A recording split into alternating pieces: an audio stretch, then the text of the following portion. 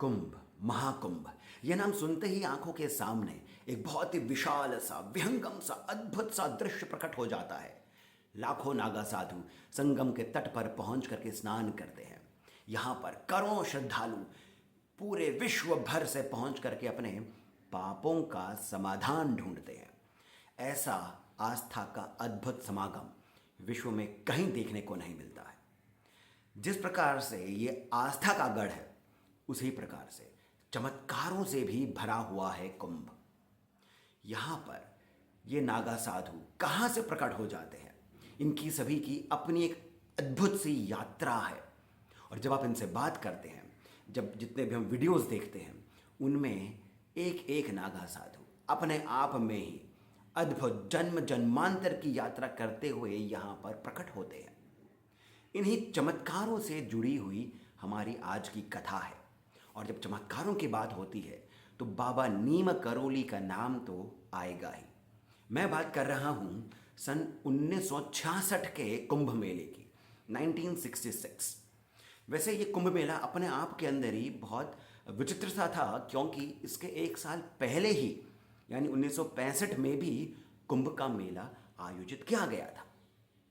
ये आज के इस वीडियो का विषय नहीं है, इस पर हम कभी और चर्चा करेंगे, परंतु ये जो कथा है ये ऐसी है जो आपको आश्चर्यचकित कर देगी। कदाचित आपने इस बारे में कभी सुना भी ना हो, भले ही आप बाबा नीम करोली के कितने ही बड़े भक्त रहे हों, ऐसा मुझे लगता है। यदि आपको इस कथा के बारे में पता है तो आप कमेंट सेक्शन में जाकर के मुझे कृपया बताइएगा। अभी कथा जो है ये 1966 के कुंभ मेले में एक घर से होती है।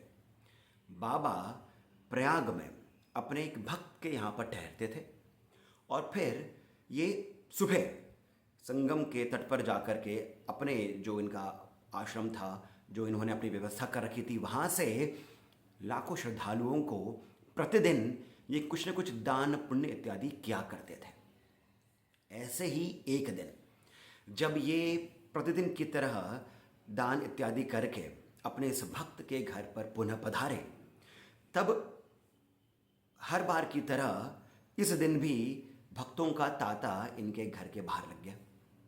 अब ये जो सज्जन थे, ये जो भक्त थे, ये अंदर कोई और कार्य कर रहे थे। बाहर से इन्हें बहुत शोर की आवाज़ सुनाई दे रही थी। इन्हें वही लगा कि भक्त हैं, बाबा की जय जयकार कर रहे होंगे, बाबा से बातें कर रहे होंगे, परंतु बाबा की भी ज़ोर ज़ोर से कुछ कुछ बोलने की आवाज़ें आ रही थी। इन्होंने फिर भी इसको थोड़ा यही सोचा कि बाबा भक्तों से मस्ती कर रहे हैं। तभी एक व्यक्ति इनके पास भागा हुआ आया अंदर और कहा कि आप जल्दी से बाहर आइए, कुछ विचित्र सी बातें हो रही हैं। अब ये जो भक्त थे ये बाहर आए। इन्होंने बाहर आकर के देखा कि बाबा एक गद्दे पर अपने चिर परिचित पोज में, अंदाज में बैठे हैं। एक हाथ इस प्रकार से रख करके बाबा बैठे हैं और लोगों से बातें कर रहे हैं, परंतु बीच बीच में एक महिला है जो कमरे के किसी कोने में खड़ी है और वो ज़ोर ज़ोर से कुछ बोल रही है और बाबा उसको टोके जा रहे हैं। बाबा उसको अपनी बात पूरी करने ही नहीं दे रहे हैं। ध्यान लगा करके इन्होंने सुना और कितनी सारी बातें हो रही थी। तब ध्यान लगा के इन सज्जन ने बाबा की जब बातें सुनी तो बाबा बीच बीच में अन्य भक्तों से भी बात करते हुए उस महिला की ओर इशारा करते हुए बीच बीच में कह रहे थे, मैं फिर से आया हूँ, मैं फिर से आया हूँ, मैं मर गया था, अरे अम्मा मैं मर गया था, मैं फिर से आया हूँ। ऐसा बीच बीच में उसको टोकते हुए, रोकते हुए उसको एड्रेस कर रहे थे और बाकी अपने भक्तों से भी बात कर रहे थे। अब यहाँ पर ये जो भक्त थे जिनके घर में बाबा ठहरे हुए थे, उनके मन में कौतूहल जागा। जब सब भक्त इत्यादि जाने लगे और ये जो महिला थी ये भी कुछ आश्चर्यचकित सी हुई कुछ कंफ्यूज्ड सी ये भी घर के बाहर निकली। इन भक्त ने, इन सज्जन ने उन महिला को वहाँ पर रोक लिया और बड़ी विनम्रता से पूछा, अम्मा क्या था पूरा माजरा, ये क्या चल रहा था? तब आप भी ध्यान से सुनिएगा। उन महिला ने जो इन्हें बताया वो विचित्र है, परंतु हम ये नहीं कहेंगे कि हम इस पर विश्वास नहीं कर सकते हैं। इस पर मैं फिर से आऊँगा। इन महिला ने कहा कि मैं कुंभ मेले में आई हुई हूँ और मैं अपने किसी एक परिचित के यहाँ पर रुकी हुई हूँ। इन परिचित ने मुझे बताया कि यहाँ पर नीम करोली बाबा आए हुए हैं, परंतु मुझे विश्वास नहीं हुआ। मैं जब यहाँ पर आई तो मैंने देखा कि ये तो वही हैं जिनको मैं जानती हूँ, परंतु इन्होंने अब कंबल क्यों ओढ़ी हुई है। अब जब महिला इस प्रकार से बात कर रही थी तो इन सज्जन को, ये जो भक्त थे जिनके घर में बाबा ठहरे हुए थे, उनके समझ में बात नहीं आई। इन्होंने कहा, माता मुझे थोड़ा विस्तार में बताइए। तब उन महिला ने कहा कि मैं 9 वर्ष की थी, फारुखाबाद से ही हूँ। बाबा तब फारुखाबाद में ही ठहरे थे और मेरे पिताजी के यहाँ पर ये अक्सर आया करते थे। मेरे पिताजी इन्हें अक्सर अपने घर बुलाया करते थे, इनके बहुत बड़े भक्त थे। तब मैं 9 वर्ष की थी, परंतु ये बात आज से यानी 1966 से 64 साल पहले की है। और तब बाबा जो थे ये करीब 50 वर्ष के आसपास की आयु के थे, 64 साल पहले। और मेरे पिताजी मुझे बताते थे कि ये स्वयं बाबा के करीब 20 वर्षों से भक्त रहे थे। और मैंने भी इन्हें देखा है, क्योंकि तब मैं तो 9 वर्ष की थी, इतनी भी छोटी नहीं थी, समझदार थी, बातें मुझे याद हैं।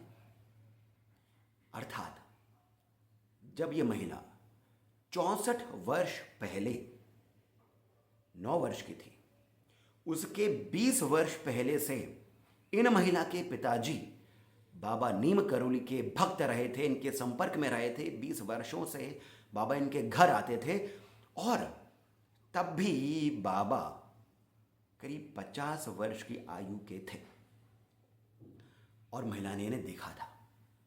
परंतु अब जब ये अपने परिचित के यहाँ पर प्रयाग में ठहरी थी कुंभ मेला देखने के लिए, तब इनके परिचित जो स्वयं बाबा नीम करोली के भक्त थे, उन्होंने इन्हें बताया कि यहाँ पर तो बाबा नीम करोली भी आए हुए हैं। तब इन महिला को विश्वास नहीं हुआ। इन्होंने अपने परिचित से कहा कि वो तो अब मर चुके होंगे, इतनी पुरानी बात है, यानी बाबा को तो 100 वर्ष के भी ऊपर का होना चाहिए था, बाबा अब जीवित नहीं रहे होंगे, तुम्हें कुछ भ्रम हुआ होगा। और उसी को देखने के लिए अपने परिचित की बात पर विश्वास करते हुए ये महिला यहाँ पर आई। और जब इन्होंने अपनी आंखों के सामने स्वयं बाबा नीम करोली को देखा, तब ये आश्चर्यचकित रह गई। इन्हें विश्वास नहीं हुआ कि वही बाबा आज भी कुछ कुछ वैसे ही दिखते हैं जैसे पहले दिखा करते थे, परंतु अब ये कंबल ओढ़ते हैं जो पहले नहीं किया करते थे। और इन्हीं की बात को काटते हुए बाबा नीम करोली क्या कह रहे थे? बाबा नीम करोली बार बार यही कह रहे थे कि अम्मा मैं मर चुका था, मेरा पुनः जन्म हुआ है, मैं पहाड़ों में जन्मा हूं, मैं फिर से आया हूं। तो दोस्तों, ये इतनी अद्भुत सी कथा है जिस पर ऐसा नहीं कहेंगे कि हमें विश्वास नहीं होगा। अद्भुत है, विचित्र सी है, परंतु बाबा नीम करोली को जो भी जानते हैं, संतों की महिमा को जो भी जानते हैं, वे इस पर विश्वास अवश्य करेंगे। और केवल विश्वास ही नहीं, उन्हें अपनी भक्ति पर, अपनी श्रद्धा पर अब इस कथा को सुनने के बाद और अधिक विश्वास हो गया होगा। प्रगाढ़ श्रद्धा अब इस कथा के बाद आपको हो गई होगी कि जो संत हैं वे भले ही अपने शरीर का त्याग कर देते हैं, उनकी शक्ति इस जगत में रहती है और वे स्वयं भी नाना प्रकार के रूप धर के अपने भक्तों के लिए आते ही हैं। ऐसी ही कुछ कथा जुड़ी है महर्षि अरविंद के साथ में भी, जिन्हें योग की दीक्षा देने के लिए स्वयं स्वामी विवेकानंद आए थे। ऐसी ही कई सारी और कथाएं हैं भारत के अद्भुत संतों सिद्धों से जुड़ी हुई। आशा करता हूं कि आपको ये कथा सुंदर लगी होगी, अद्भुत लगी होगी।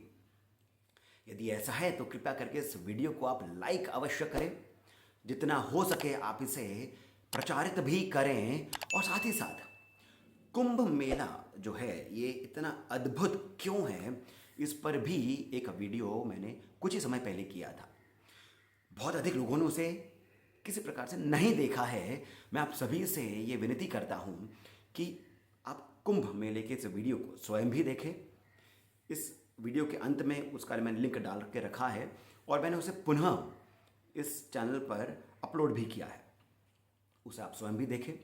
जितना अधिक लोगों तक आप उसे पहुंचाएं उतना ही अच्छा रहेगा, क्योंकि यहाँ पर हम कुंभ क्यों इतना अधिक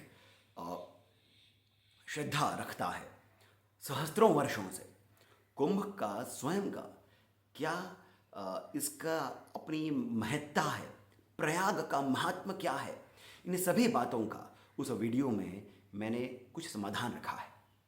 आप देखिएगा और ये वीडियो भी आपको कैसा लगा मुझे कमेंट सेक्शन में बताइएगा।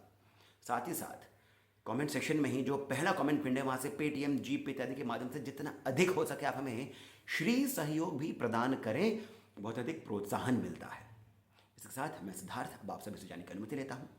धन्यवाद। जय सिया राम।